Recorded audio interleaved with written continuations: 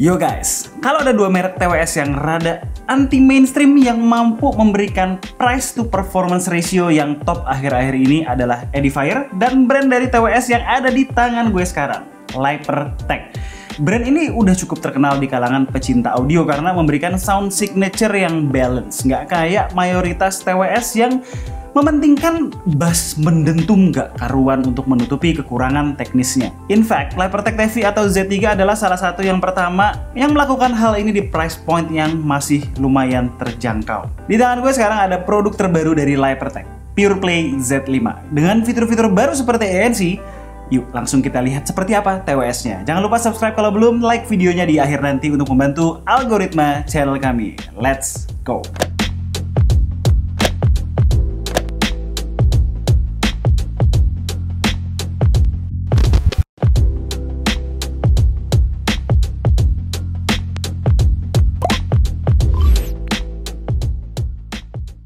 Hal pertama yang berubah dari versi sebelumnya adalah desain. Sekarang jadi bertangkai. Untuk TWS gue suka desain begini karena artinya mic yang berada di ujung bawah tangkai lebih dekat dengan mulut kita. Untuk voice call jadi lebih bersih biasanya. Bodinya sekarang touch control enabled. Kita bisa customize di app untuk angkat telepon, skip lagu, dan lain-lain. Rada sensitif nih, tapi touchnya, repositioning TWS sedikit bisa trigger comment. Gue sih menyarankan pilih mode touch yang safe aja di app, yang artinya butuh 2 touch minimal untuk input. Intinya secara desain sih menurut gue just oke ya, dengan material polikarbonat dan finishing yang standar aja, bener-bener sesuai dengan price point-nya. Fittingnya sendiri nyaman serta lumayan bisa mengisolasi suara luar bahkan tanpa ANC nyala sekalipun. Hal ini juga berlaku ke charging case-nya yang sama seperti TWS-nya punya finishing matte. Engsel charging case-nya solid, firm, dan ngelock dengan baik di posisi terbuka maupun tertutup. Soal build quality dan desain ini gue nggak ada komplain ya, cuma ini satu hal yang bisa diimprove lebih jauh oleh Lypertech di rilisan-rilisan berikutnya. Untungnya by design earbuds-nya udah IPX5 rated yang artinya tahan cipratan. Di dalam box-nya yang menarik adalah kita dapat 10 pasang ear tips yang punya fungsi dan ukuran berbeda-beda. Ada yang memberikan power dan punch yang lebih, ada yang memberikan staging yang lebih terbuka, ada juga yang tipe foam, which memberikan kenyamanan lebih ketika dipakai lama-lama. Gue pribadi pakai yang pure space karena nyari suara yang netral dan efek ruang yang terbaik. Untuk spek teknis dari Lypertech PurePlay Z5, PurePlay Z5 menggunakan chip QCC 3046, Bluetooth 5.2, pakai 10 mm dynamic driver yang menurut Lypertech punya range 20 Hz sampai 20 kHz. Support kodek aptX adaptif serta AAC dan SBC. Dari spek itu, mungkin yang gue harapkan di produk berikutnya dari Lypertech adalah hadirnya kodek LDAC yang bisa stream up to 990 kbps dibanding aptX adaptif yang mentok di 420 kbps. Lebih sesuai gitu ya dengan profil audio file brand mereka. Walaupun begitu, dengan aptX adaptif pun udah bisa transmit 24 bit 48 kHz kok dengan compression. Kalau soal stabilitas koneksi, no complaints at all. Gue bisa berada cukup jauh dari device gue maupun berada di balik tembok dan koneksinya masih stabil. Soal latency, karena memang nggak dipasarkan sebagai TWS gaming dan nggak punya game mode, ada latency yang cukup berasa di Lypertech PurePlay Z5 ketika bermain game. Tapi kalau buat nonton sih aman, cukup rendah latensinya. App-nya cukup simple dan mudah digunakan, namun punya fitur-fitur esensial. Kita bisa atur volume dari app-nya, atur equalizer secara manual atau memilih preset, nyalain ANC atau ambient sound, customize touch control, cari earbuds ketika just in case nyelip, dan tentunya update firmware. Satu yang stand out dari app ini adalah mode LDX yang nanti akan kita bahas di bagian sound quality. Fitur baru di PurePlay Z5 ini adalah hadirnya ANC dan ambient mode. ANC-nya cukup membantu mengeliminasi suara gemuruh low frequency. Untuk frekuensi yang lebih tinggi memang masih kurang efisien. Untuk ambient sound mode-nya ngebantu banget ya, terutama fitur auto ambient, dimana itu bakalan aktif kalau kita pause music. Karakter ambient sound-nya sendiri masih terdengar datang dari sebuah mic ya, jadi nggak bener-bener berasa transparan. Untuk voice call, dengerin nih, gue rasa hasilnya cukup bagus considering situasi suara sekitar.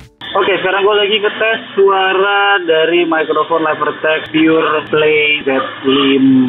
Gimana guys? Ini gue lagi coba ada ambient soundnya cafe yang lumayan kenceng. Suara gue gimana? Apakah terdengar masih jelas? Baterai dari PurePlay Z5 bisa bertahan 35 jam kalau digabung antara baterai di TWS-nya dan charging case. Namun dengan menyalakan ANC, artinya battery drain akan meningkat, bisa sekitar total 20 jaman. Untungnya case-nya udah support fast charging yang bisa memberikan power cukup untuk 2 jam penggunaan hanya dengan nyolok 15 menit. Selain itu support juga wireless charging nih case-nya. Oke, sekarang kita masuk ke bagian paling menarik dari Lipertech PurePlay Z5, sound-nya. Simpelnya TWS ini menawarkan sound yang balance dengan sedikit push di bass. Sound itu bersih ya, dengan sound signature yang terkontrol tanpa kekurangan yang stand out atau nyerang telinga kita. Kalau di breakdown, bassnya punchy ala Dynamic Driver, dia surprisingly extended, cukup cepat dengan decay yang oke juga, rapat untuk ukuran sebuah TWS, sehingga nggak bleber ke mids terlalu banyak. Dengerin live-nya Dave Matthews Band, di mana drummernya suka menggila dengan solo drumnya, kita tetap bisa denger separasi yang jelas antara berbagai instrumen. Teksturnya pun masih tetap dapat ya, nggak sekedar bumi bassnya. Dengerin Afterlife-nya Avenged Sevenfold bisa mempertontonkan hal ini juga, rapih banget pokoknya. Midsnya tebel, bersih, cukup nyantai dengan clarity yang on point. Tonality-nya bisa dibilang ke arah warm tapi nggak sampai dark sama sekali. Cukup buat ngasih kesan fun. Detailnya bagus, upper mid-range juga nggak nyelekit kuping sama sekali, which itu penting buat gue.